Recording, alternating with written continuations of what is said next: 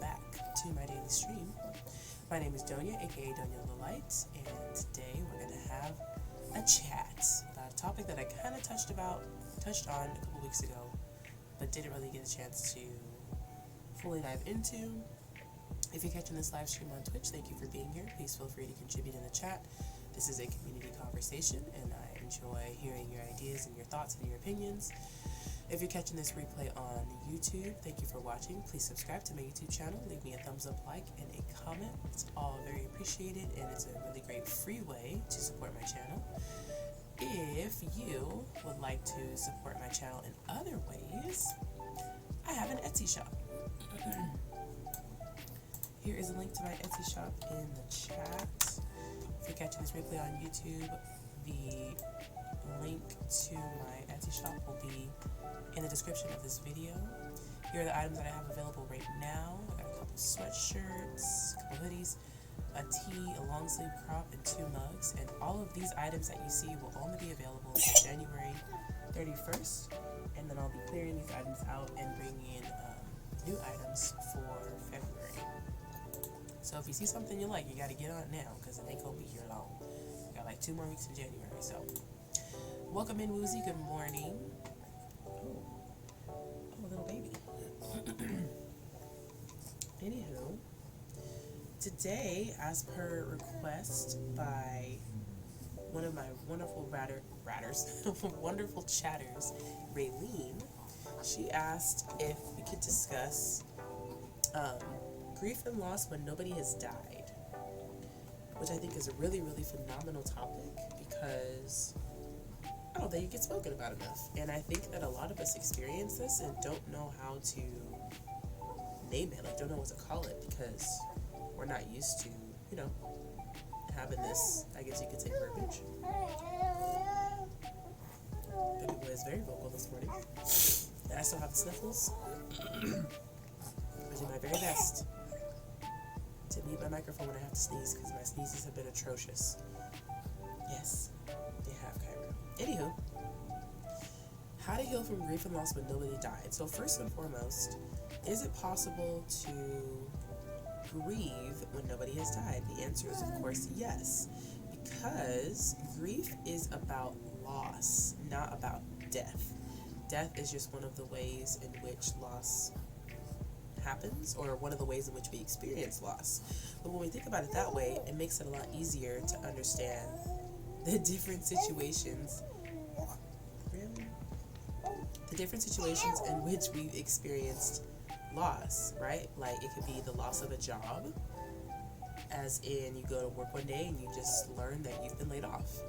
And oftentimes it's more than just the financial impact that makes of losing your job, right? It's, now you've essentially built a lifestyle around this workplace, you know what I mean? Perhaps you enjoy your coworkers, even if you don't. Maybe you enjoy your commute. Like, there's something about your job, hopefully, that you enjoy in some aspect. And now that's essentially just been, stripped from you. So, it's totally normal to grieve that kind of loss. The loss of the ending of a relationship. It's my sister cousin. Good morning, Hannah. How are you, Boo Bear? I love you. That was for Hannah, y'all. Nobody else. But yeah, the loss of a job, the ending of a relationship, whether that be a platonic or a romantic relationship, right? That constitutes a loss.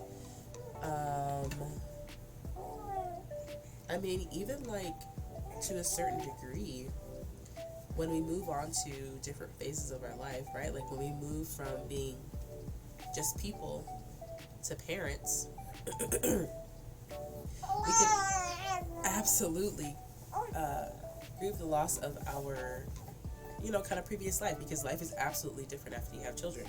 That's not to say it's not enjoyable, but it's definitely different. It's definitely different. And so to grieve, the loss of being able to move how you want to move every single day, not worry about a babysitter, etc., etc. There's, you can absolutely grieve the loss of that kind of lifestyle and freedom. Hey, Raylene, welcome in, beloved. But yeah, so for me, I'm just going to share my personal story, and then we'll talk about how to heal from this.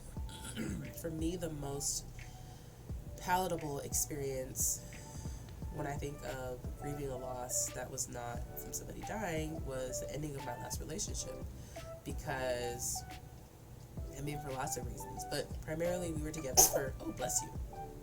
We were together for just about 4 years, and I remember experiencing all of these things. Like, going through the relationship, there were multiple times in which I thought, I don't know if this is going to work.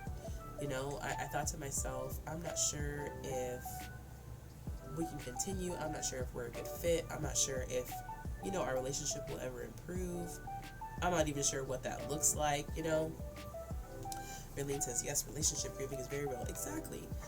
And so, once we got to the point and I finally mustered up the strength to leave, there were a lot of things going through my mind. I mean, first and foremost, I wasn't completely financially dependent on my ex, but I definitely relied on him heavily financially. So that was one, like, mental struggle, right? Because I didn't end the relationship and immediately moved out. Like, I was still living there for a couple months, those months were very strange. And I was working on moving out, but I couldn't just leave.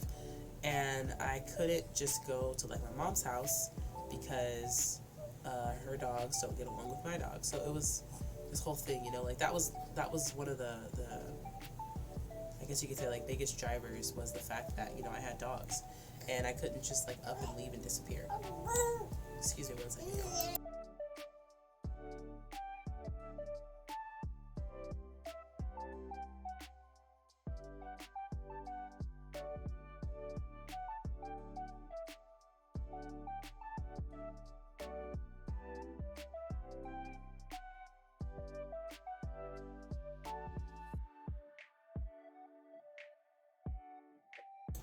And he says, wow, yeah, that must have been difficult. It was difficult. It was very strange. So in this transition period of me still physically being in this house that we purchased together and, you know, had been living in together for like a year and a half or so, it made it even more difficult to trust that I had made the right decision, right? Because the easiest thing to do short term would have been to just, like, suck it up and remain in the relationship. Right? The easiest thing to do would have just been to, you know what, like, let's try and figure it out. Moving out is going to be really difficult. I'm going to be struggling, et cetera, you know? And so oftentimes, especially when it comes to the ending of a relationship, that can be one of the reasons why we end up staying in that relationship or going back to that relationship, because in the moment, ending the relationship and going through all of those things that you need to do to end the relationship, to tell people that it's over, to move out, to, you know, sort of untangle your lives, it's a lot of work, and it's a lot of, like, physical work, and it's a lot of mental work, and that mental work can have a really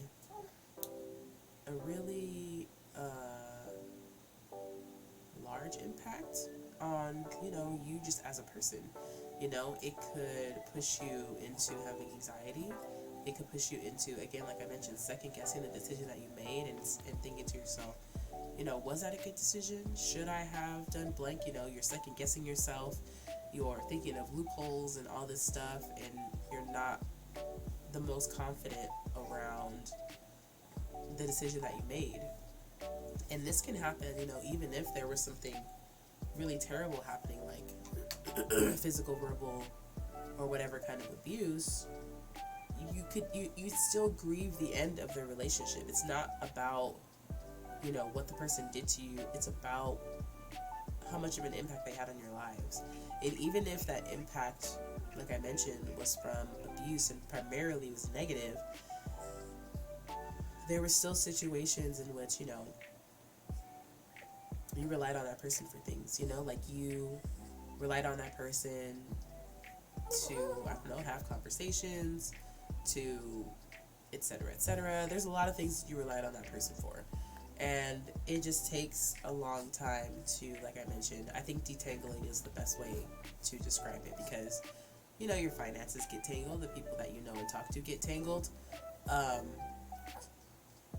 You have a child together, you know, like we have a child together, and so that was another aspect of it.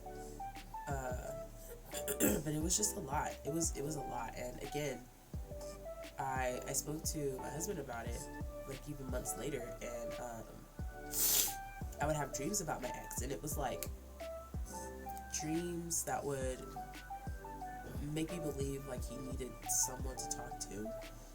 Now, mind you, he's very, very guarded,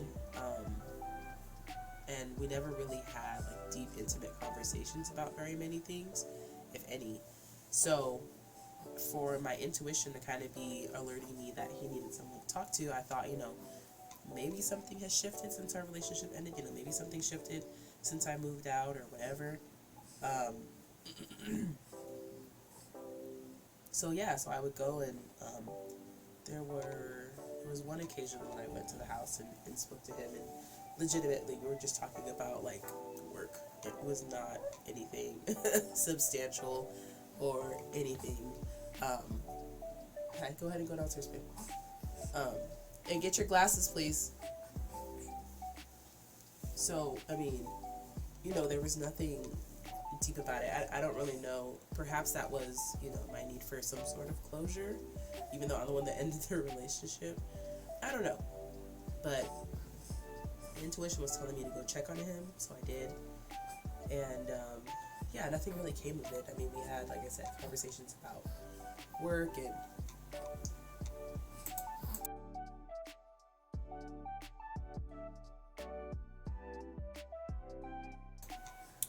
really says, I'm proud of you.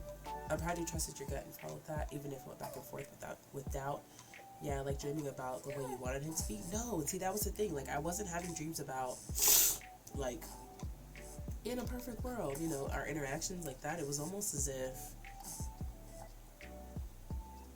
I was having dreams about, I don't know, like, I know, as far as I'm aware, aside from me, he really wasn't close with very many people over the span of our relationship. Like, he had friends, but I don't think there was really anyone in his life who he really, really, like, let in, you know? And so it was almost like my intuition was telling me, like, he's ready to do so. Like, he's ready to, you know, have these conversations. You should go check on him to make sure he's okay. Because, again, similar to when you first begin, you know, working with a life coach or a therapist, you feel raw and unraveled, you know? Yeah. Oh my goodness, Raylene. Raylene said, oh, so like that you were responsible for him. And you know what? I was responsible for him for our entire relationship. Essentially, our relationship felt like I had two children, you know, because I did a lot. And these weren't things that he asked me to do, but they also weren't things that he stopped me from doing, if that makes sense. Given that I grew up in a single parent household, you know, with a black mother who did everything, I just followed that and did everything. I was passive aggressive about it sometimes, but didn't know how to communicate that I, you know, didn't want to be responsible for these things anymore, and that I needed him to do more. Again, not help me with things, but just to, I needed him to take care of his share of responsibilities, you know, around the house, around whatever, just our relationship in general, you know. But I didn't know how to communicate those things to him. So I just kind of dealt with it and let it happen, and that was it. So, yeah, it was really, really interesting that process took so long. Like, I was there for at least another, like, 4 months or so. It was so weird. It was super, super weird. And then in the midst of that, excuse me, we had to have the pipes redone in the house. And so then I had to leave because there was going to be people, you know, they were like literally tearing up the floor. So Grover and I ended up having to get a hotel for like 2 weeks with the dogs. That was a lot. It was so early in our relationship, and I was like, ooh, this is happening. It was a whole experience. But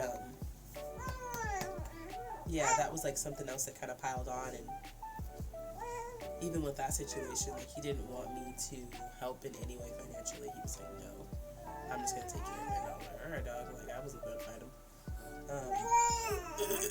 But because of those kinds of situations and the fact that he paid the mortgage from, from the start, as soon as we purchased that house, he was paying the mortgage, and it just wasn't feasible for me to contribute because I had accumulated so many credit cards. And I just wasn't making as much as he was because my jobs were a lot more flexible since I was still, the person who was making sure the DJ was good at all times. I had to keep pretty flexible job positions.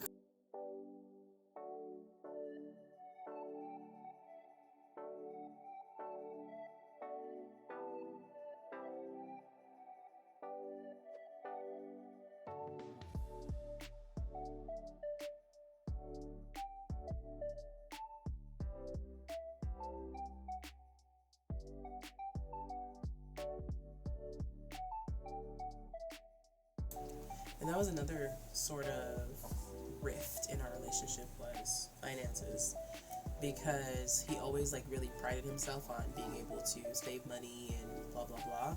But when it came to things that I needed his support with, like, I always felt super leery to ask for financial support in certain things, because even with I remember over the course of our relationship, I asked him multiple times, like, can we just get an account together where we just, put all the bills on auto pay? Each of us just put the money in the account, and then all the bills are on auto pay, and then we just, And he would say yes, but it was something he was so leery of, like, he never actually wanted to do. And I always wondered, I'm pretty sure he just said yes because he knew that it would stop me from asking him for a little while, but it wasn't something he ever really wanted to do. He was very, very possessive over his funds. And even while we were in the relationship the entire time, it was very much like, that's your money and this is my money, even though we purchased a home together and we were living together for, almost immediately after I found out I was pregnant. So we were living together for a long time. Yeah, Kyrie. But anywho, said all that to say, I very, very much grieved the loss of that relationship. Almost immediately when it was over, I would think of, little things that I would do on a daily basis, like, send funny memes or whatever, and I can't do that anymore because we're no longer in a relationship, or just share things about your day, or share something that was funny, or share something about, our son or whatever, and it was just like, And I did my best to try and kind of show up as a friend in the relationship afterwards, but it wasn't, because, excuse me, we never had a friendship beforehand. We essentially, like, hooked up, I got pregnant, and then we were in a relationship. Like, we didn't have a love story or anything like that. So we didn't really have a super strong foundation in the first place in that way. So,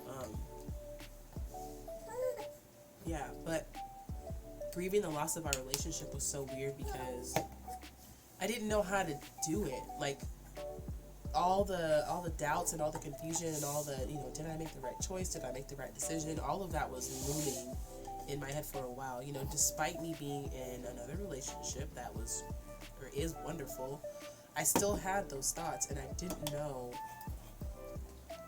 like, I felt like something was wrong with me, and that's further made me feel like I made a bad or the wrong decision, because these thoughts are still circulating in my mind, like, are you sure you want to do this? Are you sure that was the right decision? Wouldn't it be so easy if you did blank instead, And so, all of those thoughts continuing to cycle further makes you feel like you didn't make the right decision. Yeah, it's really hard to know how to grieve, especially if they're, like, still alive. Exactly. It also hurts so bad, and no one really tells you how to deal with it. I agree. I totally agree. And, like you said, they're still alive. So essentially you could have a conversation. But another thing that I had to let go of is the fact that he wasn't ready to have that conversation. He wasn't ready to have that conversation when we were together, and he definitely still wasn't ready to have that conversation now that our relationship is over. So if I could give someone who is experiencing grief and loss, around someone who hasn't died, grieving the loss of a job, grieving the loss or the end of a relationship, platonic or romantic, grieving the loss of, of a change of a relationship, because again, this is a change in relationship. We still know each other and speak to each other because we have a child together, but it's it's completely different, obviously. So I would encourage you to first of all know that what you're experiencing is normal. This frustration, this anxiety, this constant questioning yourself is very, very normal. And depending on what it is that you're grieving, like if it is a relationship, I would encourage you to get out the things that you have been wanting to say and haven't been able to say, whether that be writing it down in a letter, and keeping it for yourself. Ew, you're so drooly today. Keeping it for yourself, or writing it down in a letter and burning it, if that would help give you some sort of release. But get those things out. Like, if you can't physically say them to that person, find a way to get them out. Maybe it's a letter that you write, maybe it's a voice note, maybe it's something like that. But just find a way to get it out of you, because the longer it stays within you and it just keeps circulating in your mind and just keeps ruminating and all of these things, the more difficult it's going to be for you to move past it. Another aspect of this is the fact that grief and loss is as unique as the person themselves. There's no there's no timeline. Like, I can't tell you, in 3 months it gets really easy, and then after that it's just a breeze. Like, it's gonna, whatever timeline you're gonna go through is just the timeline you're gonna go through. Raylene says, how did you get through that time? Did you work with someone and talk to close people, etc.? You mean like the time that I was still living in the house? By that time, if that's what you're talking about, by that time I had already met Grover, and he and I would talk a lot about everything. And I did start seeing a therapist. I had not started seeing my therapist yet. So yeah, I was talking to Grover a lot. Honestly, when it came to other people, it was like, I think people could clearly see why are you beating me up? People could see the imbalance in our relationship. So gratefully, most people weren't like, oh my goodness, seriously, like, why, or blah blah blah blah. It was just like, oh, okay. And I was just telling them, like, we just we just weren't meant to be. I forgot how I described it, but essentially, like, Haru, why are you beating me up? I just want to know. Oh, you're sleepy. You're super sleepy.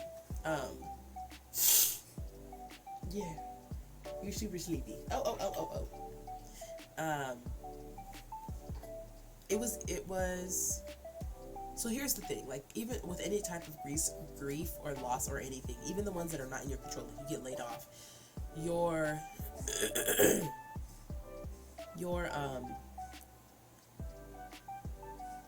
oh crap. Oh, I totally lost my train of thought. When it comes to grief and loss, one of the most frustrating parts is telling everyone about it. Whether it's the loss of a person who did die, or it's the loss of a job, the most exhausting part is telling everyone about it. And everyone's going to ask a question, and everyone's going to ask for this, and everyone's going to ask for that, and it's like, I don't have the mental capacity to do this 38,000 times. Like, I just don't. Raylene said, with the timeline, I keep being like, okay, so how many days until I'm out of grief? But there isn't a time, unfortunately. It just sucks not knowing if you're progressing or not, though. I feel that. I feel that 100%, Raylene. And it can feel really frustrating to feel like you're in the same spot as you were, the day immediately after. I saw this graphic of a depiction of grief. And instead of, it was like a ball in a jar. What people assume is that as time goes on, the jar stays the same size, but the ball gets smaller. When in reality, the ball stays the same size. Grief and loss stays the same, but your jar gets bigger over time. So essentially, you just have more life, you live more life, and that helps to slowly kind of lessen the impact of the grief. But there are always going to be days and times when it just takes you over, or you're reminded by a song or something. Like music was, oh my goodness, even still to this day, there are certain songs that I listen to that I immediately think of him because he introduced that song to me. Like he was the one like, hey, listen to this song. I think you might like it. So there's so many things that trigger memories, from songs to smells to locations, all of those kinds of things. And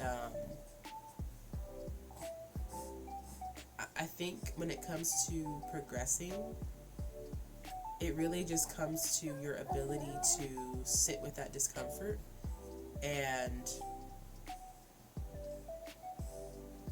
if anything, kind of find out what it's trying to communicate to you. I definitely am a huge believer that all of our emotions are here to teach us something. They don't just exist to exist. They're here for a specific purpose. So when that grief rolls around, what message is it trying to send to you, that day, at that time? Is it just reminding you, that so-and-so introduced this song to you? Or is it reminding you that, how far you've come, and the fact that you deserve better, and the fact that, it wasn't your fault? That's a huge part of it too. Especially when we're grieving anything, the loss of anything that doesn't involve death, there's guilt around it. Because we are constantly replaying in our minds, what we could have done differently. And those kinds of thoughts are not productive because they're fixated on the past, and the past already happened. There's nothing on this earth we can do to change anything that's already happened. Nothing. But getting stuck in that loop and ruminating on, well, maybe I should have done this, or maybe I could have done this. If it's a job and you got laid off, maybe it was those days that I took off that I was sick, or, maybe it was the fact that I told my boss that I didn't like my cubicle, or, whatever.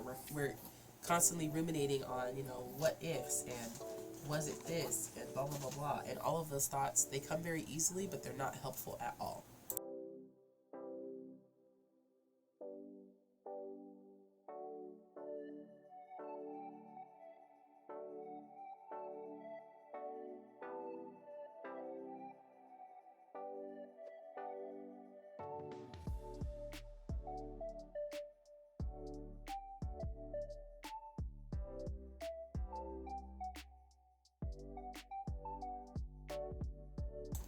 Raylene says, I think I'm in the first part of it, like, as in denial. It's so weird because my inner child is like, ah! And my subconscious self is just missing those feelings, and now I can witness that happening. It's so weird watching this war within yourself, but not being able to step in. I feel like I'm fragmented into 3 different thought patterns. That's a lot. And, in all of that, not only feeling super weird, it's also really tiring and exhausting. Like, mentally draining. And those are the kinds of things that impact us in our regular daily lives, because it's difficult to be present. It's difficult to be present and aware of what's happening around you when your mind is fixated on the past, or, like you said, fragmented into 3 different thought patterns, and you're trying to, have a conversation with someone in front of you. But in addition to just accepting or practicing acceptance of the fact that your grief journey is going to look different, your grief and loss journey is going to look different than anybody else's. It is very, very unique to you, and it doesn't necessarily ever end. Life around the grief and loss just gets bigger. You just experience and live more, and that helps to create space around that grief and loss and make it not so prevalent, And it could be, I know that Raylene and I are both very mathematical, and we like quantitative measurements. So perhaps think of it as, keeping notes or keeping a journal, and you can have a journal specifically for this grief, That way it'll help you keep track of, when you have moments, when you have flashbacks. Right, we like our quantities. When you have moments, when you have flashbacks, when you know, are totally not present because you're thinking about something that happened in the past, you can keep track of how often you go into that thought pattern of, what could I have done differently? Could I have done something differently? What things have been, anytime that your mind goes back to the past around that grief and loss situation, you can note it down in that journal. And then over time, refer back to it, like maybe once every 6 months or so, refer back to it. And just kind of see, is it happening less often? Maybe it happens a lot around, your anniversary with that person or their birthday or something, like my best friend Sabrina has a really hard time every year around her mother's birthday. I'm sorry, it's either her mother's birthday or the anniversary of her mother's death. She just does, like, it takes her out, like it hits her really, really hard. But that's something that happens regularly. So, maybe you can take note and say, or maybe in taking note, you notice that there are situations like that in which, it does hit you really hard, or days or whatever in which it hits you really hard, and you recognize, like, okay, this is why I'm having such a hard time this month, because, it's our anniversary, or it would have been our anniversary, or it's their birthday, or, they loved Christmas and that's coming around, or whatever, and then just give yourself some grace. The thing about grief and loss is you don't, like, win it. Like, you could... I would encourage you, if it's something that you're experiencing, which we all experience, to the same time you start a grief and loss journal, to start a gratitude jar, or a good things jar, or whatever it is that you'd like to call it. And I think being very intentional around not only pinpointing when that grief and loss comes and, like, smacks you around, but also being very intentional around pausing and recognizing when a good thing happens, or when you're grateful for something or grateful for someone. I think that would also be a really, really great practice to help just create a little bit more space in your heart and your spirit. And now you have something, you have that grief and loss journal to kind of track your progress, so to speak. But then you also now have this wonderful jar of all of these good things that you've noticed that happen in your life, that other people have brought to you. Maybe it was like, oh, I went to Starbucks and the person in front of me, paid for my order. Something that simple, because that's wonderful. It feels really, really good in the moment, and it's so easy to just accept that and not even take note of it, It's easy to write down on a little piece of paper or even make a note on your phone and say, hey, January 15th at whatever time you went to Starbucks, the person in front of me paid for my order, with a little smiley face. Save me $6 for the week or whatever. that helps a lot, and that feels really good. Raylene says the thing is that people talk about the stages of grief, and then it goes to acceptance. And acceptance, meaning it's not completely gone, is, like, also a thing I'm probably gonna grieve. Exactly. Right. Acceptance is not. I should look that up, actually, the stages of grief. And also, I recently heard that the stages of grief do not go in order. So there's that. But yeah, acceptance is not like, okay, I'm never gonna think about it again. It's just like, okay, I acknowledge that this happened. I acknowledge that life is going to continue. You know what I mean? Like, yeah. So let me. Can I have my hand? Thank you. Hannah says yes. Okay, let's see.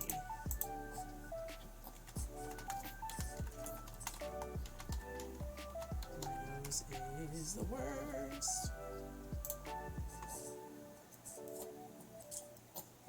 Okay, I'm gonna blow this up real quick and then blow my nose. Right, you can go back and forth between stages, exactly. Okay, check this out real quick. Let me blow my nose.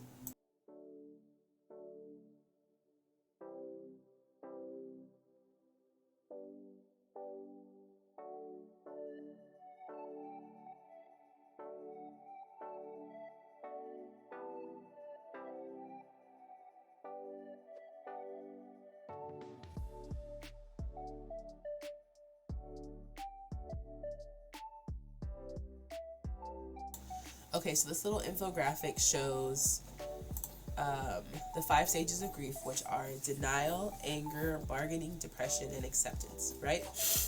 And there may very well be situations in which you accept it first. You know, that may very, may very well be your first step, is acceptance. And then you move on to depression, you know, and then you move on to anger, and then you move on to denial, and then maybe bargaining is your last stage, you know, quote unquote, your last stage. So, you know, like Hannah mentioned, Crescent Moonchild mentioned, not only do they not go in order, but you can absolutely go back and forth between stages, you know, so that's another huge component of that. And it's funny because I feel like the fact that there are 5 stages of grief is very well known, but what they actually look and feel like isn't talked about very much. In the first stage, let me see, when was written? 2022. I don't know about that. Denial helps us minimize the overwhelming pain of loss. Anger is we're trying to adjust to a new reality and are likely experiencing extreme emotional discomfort. Bargaining, when coping with loss, it isn't unusual to feel so desperate that you're willing to do anything to alleviate or minimize the pain. Right, so this might happen, or this might be the stage in which you need to really make sure that you have healthy coping skills and don't turn to like drug abuse or alcohol abuse. Depression, I mean, I feel like in all the stages, honestly, other than acceptance. During our experience of processing grief, there comes a time when our imaginations calm down and we slowly start to look at the reality of our present situation. Bargaining no longer feels like an option and we are faced with what is happening. Acceptance. Right, when we come to a place of acceptance, it's not that we no longer feel the pain of loss. Instead, we are no longer resisting the reality of our situation and we're not struggling to make it something different. Oh, almost knocked down my coffee. I will link this in the chat. Where we at?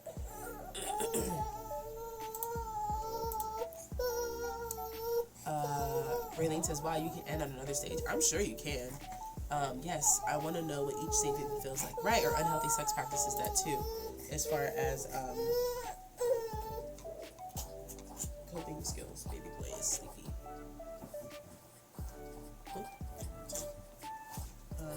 So then, does acceptance mean that you're no longer in denial? I don't think so. I mean, he also pooed. He's been pooed. I'm pretty sure he's constipated because every time he poops, he cries. Does acceptance mean that you're no longer in denial? I don't think so. I think, well, hold on, here's the article.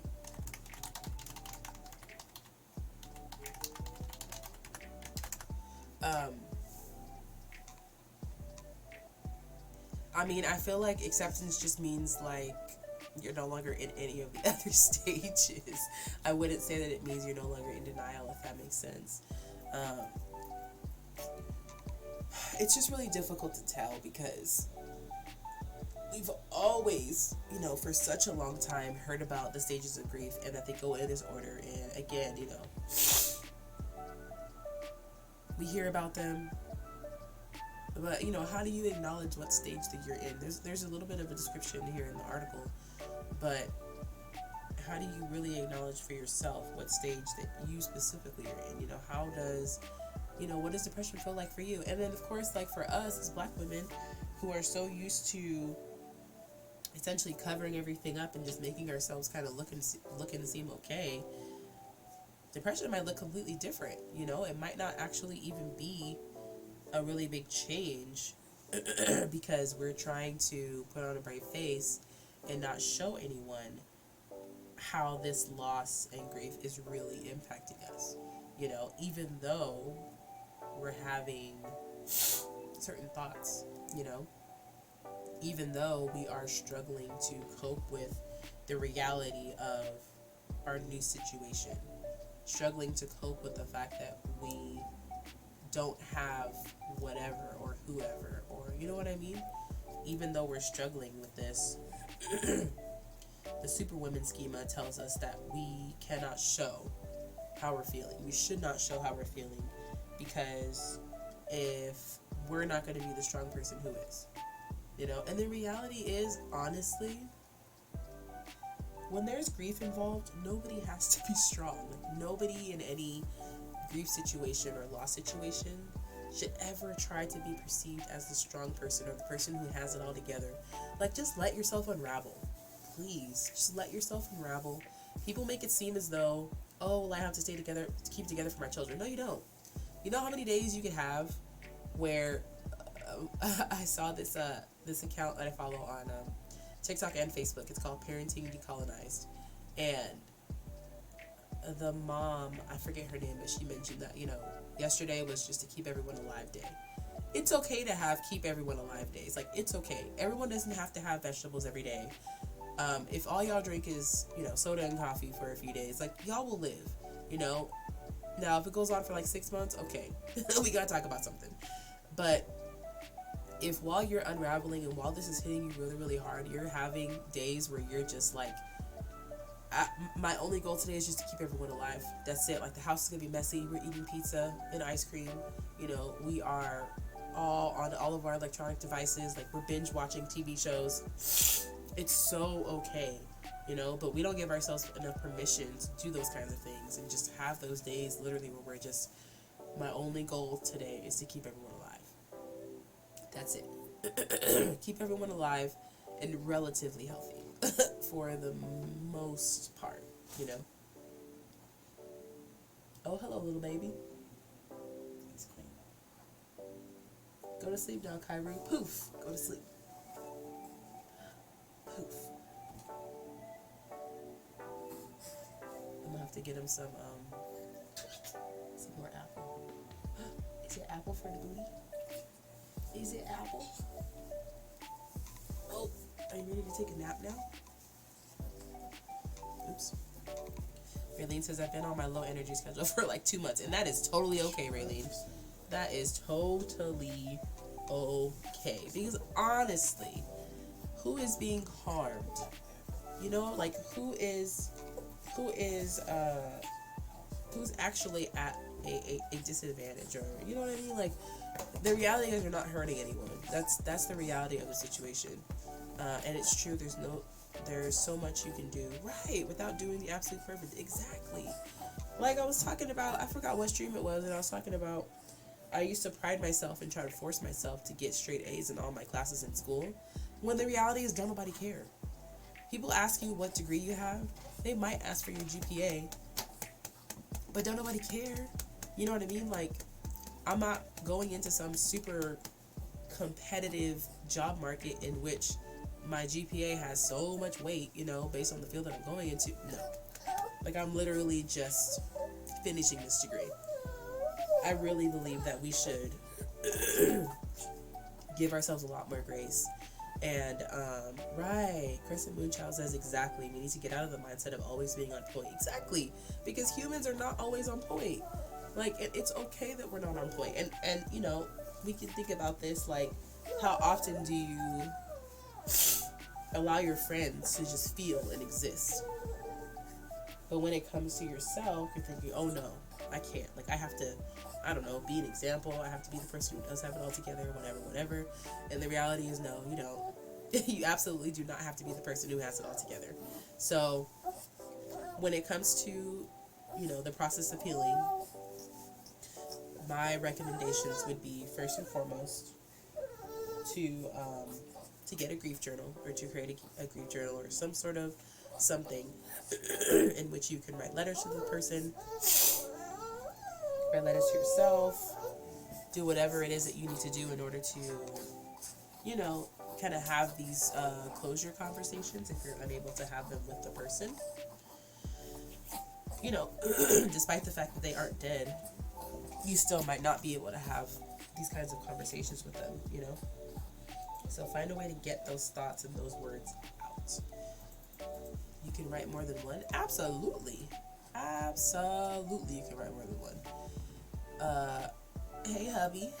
Crescent Moonchild says, it is enough to acknowledge your current reality and just live in whatever that feels like. Exactly. Exactly.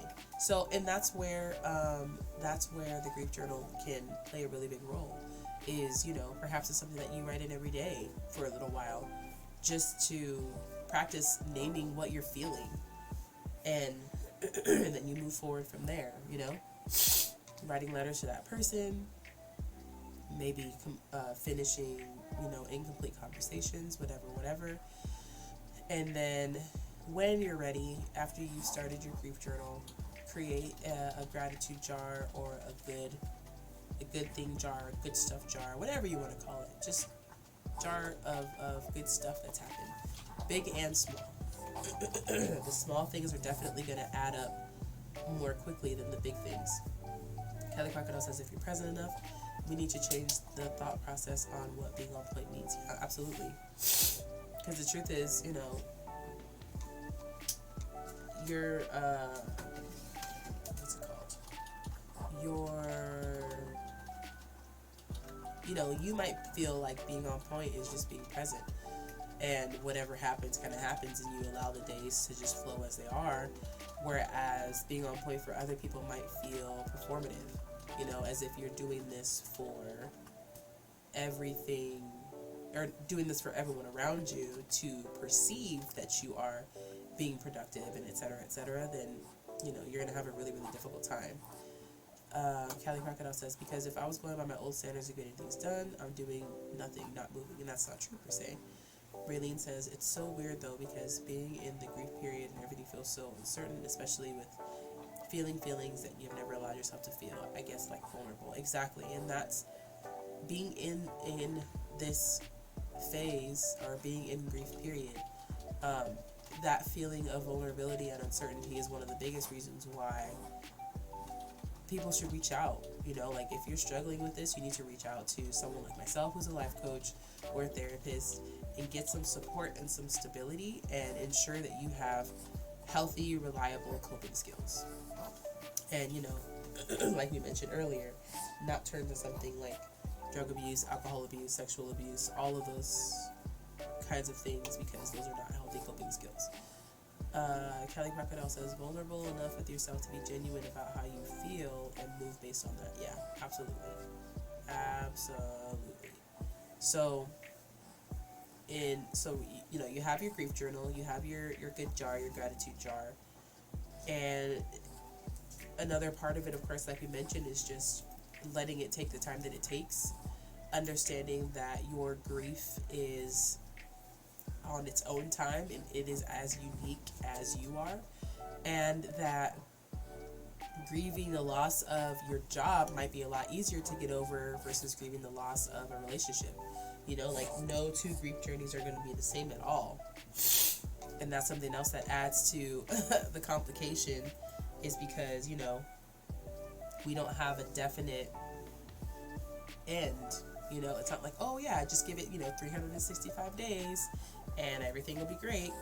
We talked about the situations that bring that grief back to the forefront, like, oh no, it's still the eyeballs. Triggers like songs, triggers like smells, triggers like dates are gonna bring that grief back to the forefront. What is with these beady eyes? I'm so done. I'm not even gonna make it bigger. Y'all see it. She just sad looking. But yeah, working with someone, because you should have a space in which is safe enough for you to just have these conversations. You should have a space that's safe enough for you to, get support and identify what you're feeling if that's something that's so difficult for you. But you absolutely shouldn't have to do it alone, especially if, you've never done it before, And even if you have, there's absolutely nothing wrong with seeking support and reaching out to someone, So, all right, love bugs. Let's wrap it up for the day. It's been a great conversation. Thank you, Raylene, for this topic. I appreciate you contributing. If anybody else has a topic they'd like to discuss here on stream, let me know. I'm open to literally all mental health type topics. All of them. So yeah, I hope you all have a beautiful Sunday, or whatever it is, whatever day it is that you're watching this. If you're catching this live stream on Twitch, thank you for being here. Thank you for watching. Raylene says, hard to reach out fully without guilt though, because it be like that. But yeah, thank you for the talk and sharing about your journey too. Of course, of course. And there's nothing wrong with feeling guilty. Like, just because we feel it doesn't mean that we have to immediately escape from it. Again, our emotions are there to communicate something to us. And a lot of times, just like you mentioned, Raylene, we have to pause and feel and experience it in order to understand what it's trying to communicate to us. Kelly Crocodile says, yeah, sometimes I need to get through thought processes alone because I'm a total introvert. I enjoy myself, but it's good to have someone you can speak honestly with regularly. Absolutely. And sometimes just having an outside perspective or a different perspective helps a lot when trying to cope with something or understand something. But yeah, loves, it's been wonderful. If you're here in the chat on Twitch, please make sure that you're subscribed to my YouTube channel. If you're interested in supporting me in ways that require money, you can buy some stuff. There's my shop link. Check out my Etsy shop. And if you're interested in working with me one-on-one as a life coaching client, you can schedule a call with me there. For those of you that are catching this replay on YouTube, thank you for watching. Please subscribe to my YouTube channel. Leave me a thumbs up, like, and a comment. And feel free to, of course, comment any kind of topic that you'd like for us to discuss. Because ideas are always helpful and welcome. And perch that merch. Exactly. Perch the merch, y'all. Perch the merch. But yeah, I love you all. Have a wonderful day. And I will see you all tomorrow. Bye.